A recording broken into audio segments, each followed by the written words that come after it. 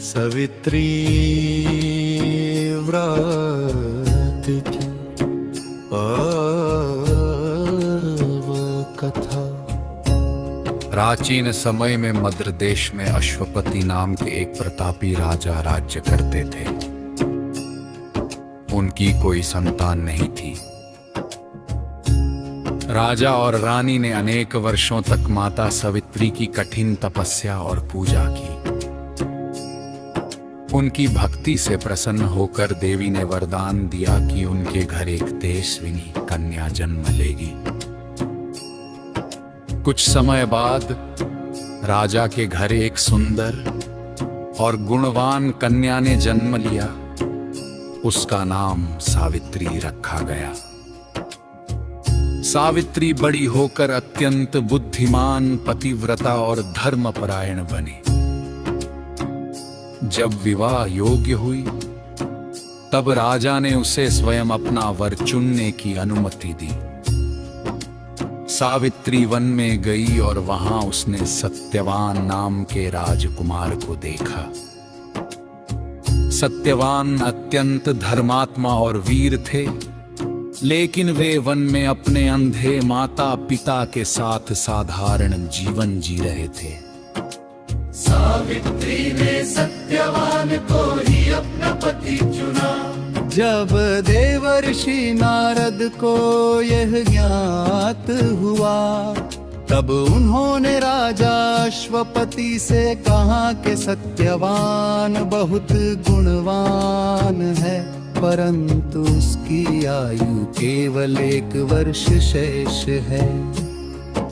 ये सुनकर राजा दुखी हुए और सावित्री को समझाने लगे, लेकिन सावित्री अपने निर्णय से नहीं डिगी। उसने कहा, भारतीय नारी एक बार जिसे पति मान ले, वही उसका सर्वस्व होता है। सावित्री और सत्यवान का विवाह हो गया। विवाह के बाद सावित्री अपने पति और सास ससुर की सेवा में लग गई। धीरे धीरे वह दिन भी आ गया जब सत्यवान की आयु समाप्त होने वाली थी।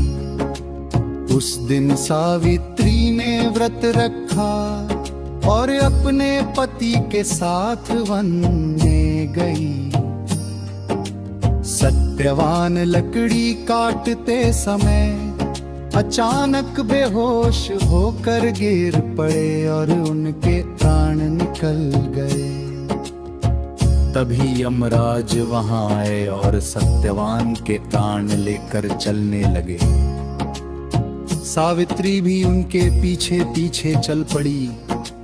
यमराज ने उसे लौटने को कहा, परंतु सावित्री ने धर्म और पतिव्रता का ऐसा ज्ञान पूर्ण वर्णन किया कि यमराज प्रसन्न हो गए। उन्होंने सावित्री से वर मांगने को कहा।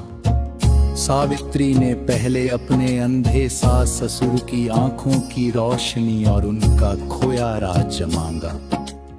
यमराज ने तथास्तु कहा। फिर सावित्री ने अपने पिता के लिए 100 पुत्रों का वरदान मांगा। यमराज ने वह भी दे दिया।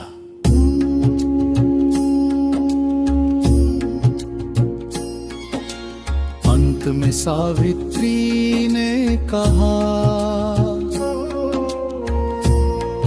मुझे भी सत्यवान से 100 पुत्र प्राप्त हों।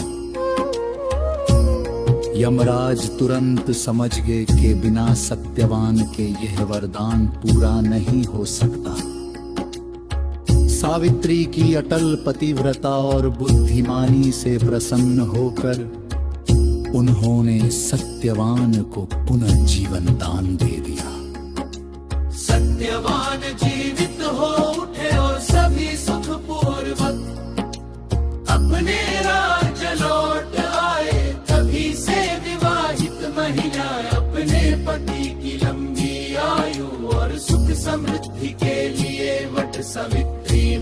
करती है।